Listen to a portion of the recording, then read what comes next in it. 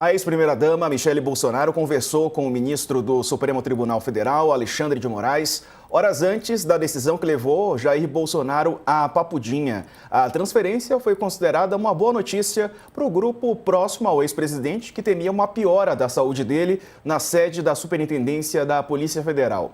Quem também procurou ministros do Supremo nos últimos dias foi o governador de São Paulo, Tarcísio de Freitas, para defender a prisão domiciliar para Bolsonaro. Tarcísio conversou com o próprio Moraes, além de Gilmar Mendes e outros dois ministros da corte. A conversa de Michele e Moraes, revelada pelo portal Metrópolis, foi intermediada pelo vice-presidente da Câmara, Altineu Cortes, do PL, segundo a Folha de São Paulo. Procurados, o ministro e o deputado não confirmaram, nem negaram o encontro. Michele estaria preocupada com questões de saúde do ex-presidente, que passou por cirurgia nos últimos dias do ano passado e depois da internação caiu na cela da PF. Como o UOL mostrou, Michele também esteve com o decano, Gilmar Mendes, a quem pediu ajuda para a concessão da prisão domiciliar.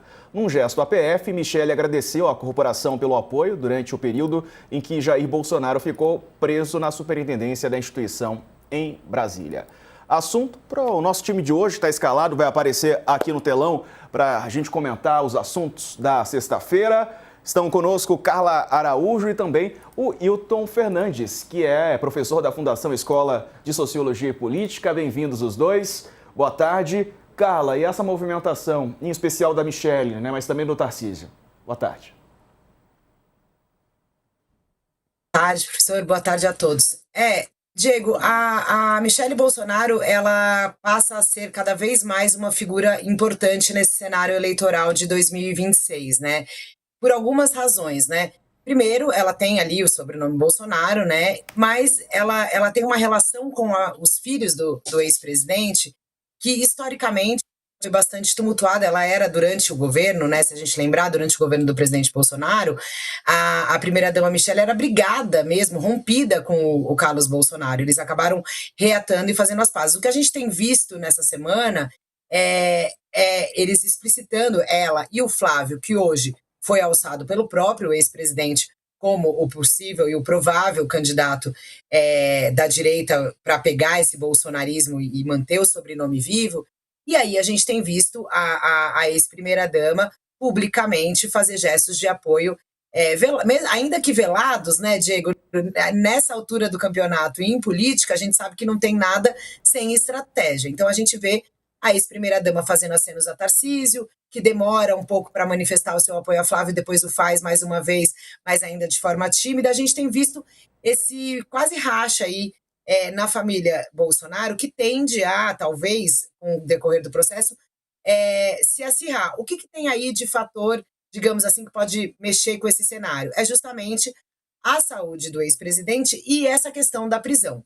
Porque a gente falou aqui um pouco ontem, eu estava no Poder e Mercado, Diego, que analisando um pouco essa questão da transferência, né, do ex-presidente Jair Bolsonaro para Papudinha, o que acontece? Essa transferência, a despeito da questão jurídica, né, que aí a gente deixa para a esfera jurídica, para os advogados, pensando na estratégia política, pouco importa para os apoiadores do ex-presidente e para a família do ex-presidente, os argumentos que Moraes usou na decisão ontem. Porque se a gente for olhar, o Moraes listou ali melhorias nas condições do estabelecimento e do tratamento dado ao ex-presidente. Fez questão, inclusive, de destacar que o ex-presidente, por ocupar o cargo, tem essas, digamos, né, essas regalias quase, por ficar sozinho no quarto, com ar-condicionado, enquanto a gente tem um sistema prisional brasileiro enorme, com várias mazelas e etc. O ministro coloca essa realidade do sistema prisional nessa sua decisão.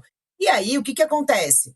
Não importa os argumentos do ministro, a família e os apoiadores do ex-presidente continuam com o mesmo discurso de que há ali uma espécie de tortura ao ex-presidente, de que o ministro Alexandre de Moraes não tem atendido aos apelos de prisão domiciliar e que isso, na visão deles, é equivocado, enfim.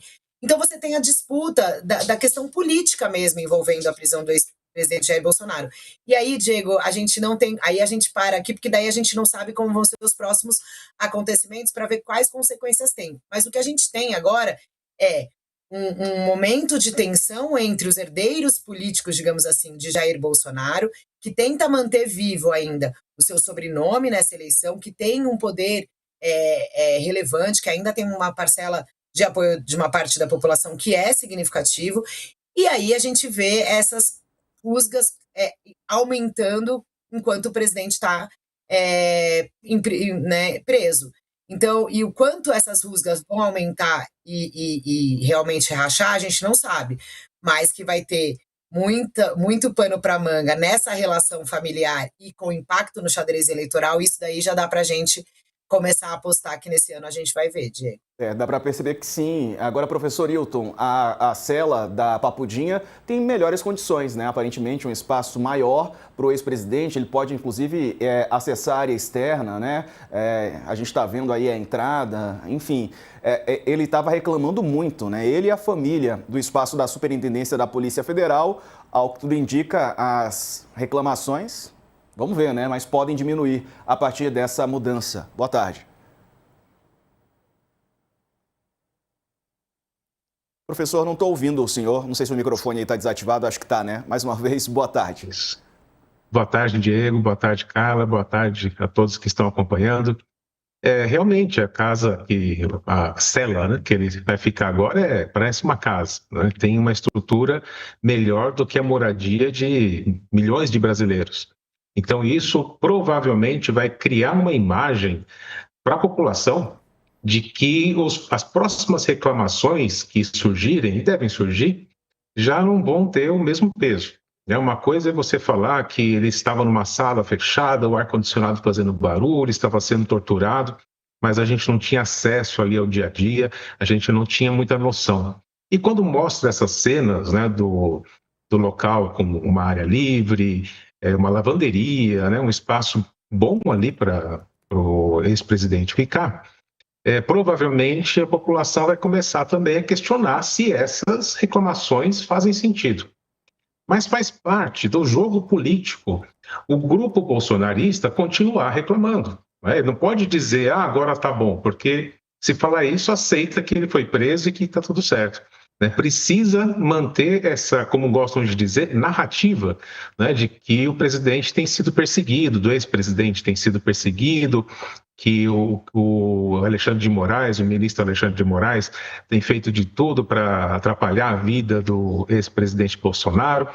E a gente percebe que, até por essas notícias, não é bem assim, né? Ele recebeu a esposa do ex-presidente, conversou com ela, ele tem falado com outras lideranças também bolsonaristas, né? E ele deve ter percebido até que ia começar a ficar ruim para defender a prisão do Bolsonaro, essa história de que ele estava sendo torturado. Então, esse movimento de deixar ele na Papudinha pode ter sido até uma ação pensada para uma forma de deixar claro para a população, né, para a opinião pública, que ele não está perseguindo ninguém, né? Faz parte ali do julgamento, da decisão que foi tomada, né, e o Bolsonaro vai ficar preso. Claro que, como eu falei, a narrativa precisa continuar, né? Então, apesar da Michelle conversar com o Alexandre de Moraes, o governador Tarcísio também falar com ele, provavelmente nós vamos ver nas redes sociais uma série de ataques, que o Alexandre de Moraes não quer ouvir ninguém, que ele passa por cima de tudo, que ele é um ditador. Isso é parte do jogo político. Vai ser assim até o dia da eleição, talvez até depois. Então, a gente sabe que isso funciona assim, mesmo entre inimigos políticos, né, que na TV aparece um brigando com o outro, os bastidores estão ali se dando abraços, cumprimentando, faz parte aí do discurso. A gente deve acompanhar nos próximos meses outras críticas. Vai ser ou um barulho, um vazamento, alguém que fica ali no vizinho, alguma coisa vai aparecer, né? O que não dá para esperar é que os partidários do Bolsonaro digam, agora tá bom, pode deixar ele lá.